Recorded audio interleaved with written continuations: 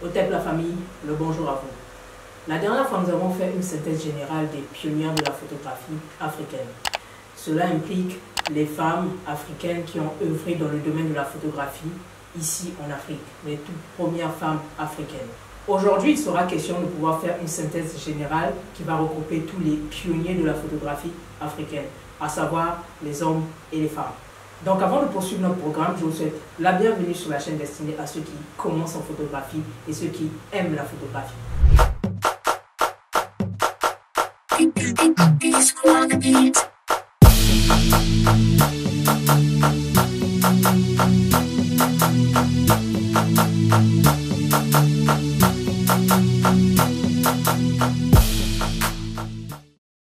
Je m'appelle Bokaka Mbalola Chancellerie, je suis photographe. Donc si vous voulez en savoir plus sur mon travail, je vous renvoie vers les informations qui vont apparaître sur l'écran. Vous avez également un groupe Facebook qui avait été mis en place afin de pouvoir favoriser le partage entre les anciens photographes et les nouveaux photographes. Donc si vous n'avez pas encore intégré ce groupe, je vous souhaite d'avance la bienvenue. Retrouvez également les statistiques de mes vidéos que je vous propose en fonction des différentes langues que je parle dans l'onglet communauté sur ma chaîne YouTube. Vous avez aussi l'histoire de Kuntotonchi que j'écris régulièrement en ligne. Vous avez de nouvelles mises à jour, on va dire chaque samedi en principe. Donc si vous n'avez pas encore pris connaissance de cette histoire, je vous invite vivement à vous rendre sur mon blog.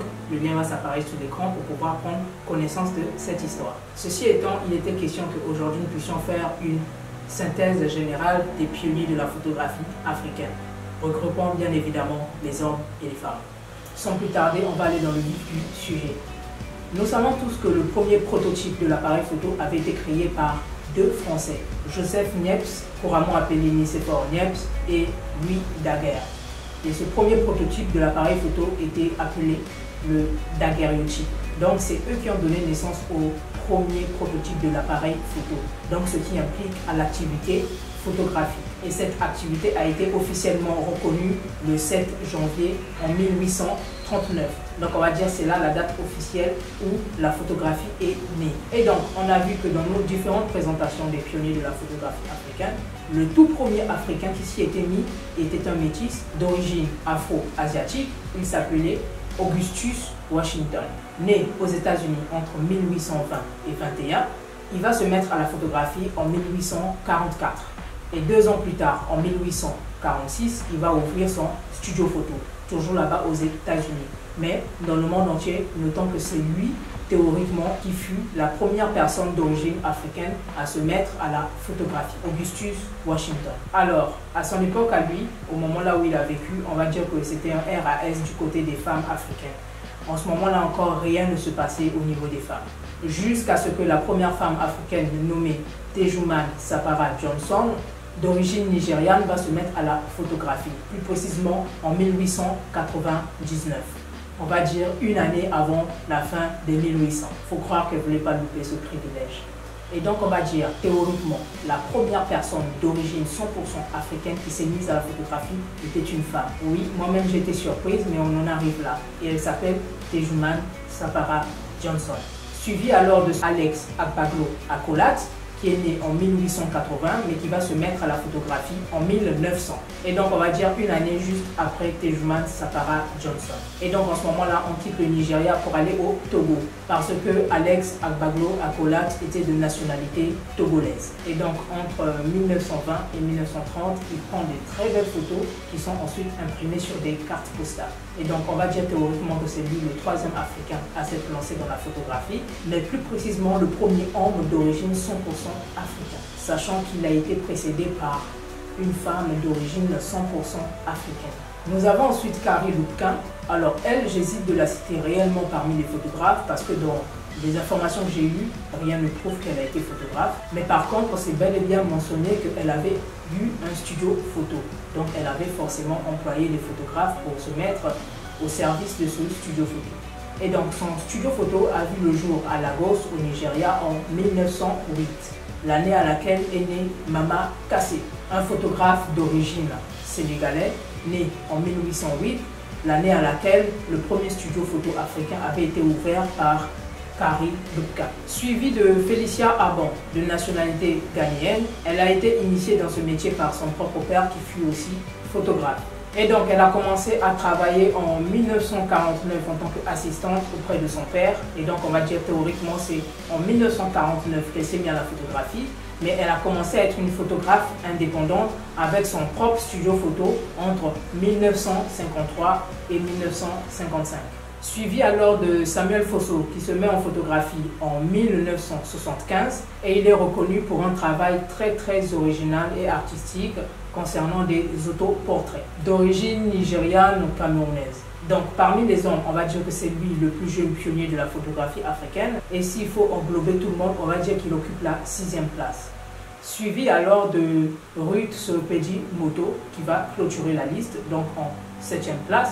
Si je ne me trompe pas, bon après je ne sais pas trop par rapport à mes calculs, mais de toute façon ça va s'afficher sur l'écran par rapport à la disposition dans la liste. Et donc la plus jeune des pionniers de la photographie africaine n'est autre que Ruth Solopedi Moto, d'origine sud-africaine.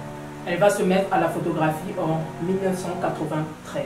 Alors dans l'ensemble, on va dire que les hommes, quand on regarde bien la manière dont ils ont appris la photographie, ils l'ont appris premièrement chez ceux qui l'ont apporté en Afrique, donc chez les Européens, qui étaient venus bien évidemment en Afrique. Et pour certains, ils l'ont appris auprès de leurs collègues homologues africains qui maîtrisaient cette activité. Or que quand on regarde au niveau des femmes, on se rend compte que ces dernières étaient inscrites dans des organismes qui les ont appris la photographie. Alors, comme dans toute chose, il y a toujours des exceptions. Au niveau des hommes, nous avons noté qu'il y avait un photographe autodidacte qui s'appelle Philippe Aïe Koudjina. Et du côté des femmes, on va noter qu'il y a Félicia Abon qui a appris la photographie auprès de son père plutôt que d'aller l'apprendre dans un organisme. Voilà, nous dirons que les deux sont des exceptions qui confirment la règle. Alors, nous savons tous que les premières photos étaient en noir et blanc. Donc là encore, on ne pouvait pas réellement parler de style. Mais avec le temps, l'appareil photo a évolué, ce qui nous a permis aujourd'hui d'avoir des images en couleur. Et donc, ce qui a permis aussi aux photographes de pouvoir avoir un libre choix au niveau de leur style. Et étant donné que dans leurs travaux photographiques, les hommes avaient beaucoup plus de choix au niveau du style parce qu'ils pratiquaient la photographie artistique et de studio, on va dire qu'au niveau de femmes, elles étaient limitées point de vue de style parce que la majorité, on va même dire presque toutes, elles pratiquaient du photojournalisme. Et dans ce domaine-là, ce n'est pas vraiment l'esthétique ou encore le style photographique qui prime, bien que ça peut jouer, mais c'est surtout l'information véhiculée à travers l'image. Et donc, vous l'aurez compris, les hommes se sont beaucoup plus exprimés dans la photographie artistique, la photographie de studio et la photographie urbaine aussi, mais surtout la photographie événementielle. Et quand on arrive chez les femmes, elles étaient beaucoup plus dans l'information, donc l'information qu'il fallait véhiculer dans les journaux. Alors, aussi étonnant que cela peut être aussi, la première personne à avoir ouvert un studio photo ici en Afrique est une femme. Donc, on l'a dit tout à l'heure, c'est Carrie Lupka. Donc voilà, je pense avoir fait le tour. Donc, la première personne d'origine 100% africaine à avoir exercé la photographie est une femme. Et la première personne aussi à avoir ouvert un studio photo ici en Afrique est une femme. Oui, je le répète parce que ça m'étonne quand même. Mais aussi vrai que cela soit-il, quand on regarde l'évolution de la chose, on se rend compte que les femmes ont marqué le premier pas, mais après c'est comme s'il y a eu une rupture et les hommes ont pris la relève. Alors, cette rupture a été volontaire ou c'est dû à certaines réalités de la société? Alors, va-t-on dire que c'est un avantage ou encore un inconvénient? Je ne sais pas.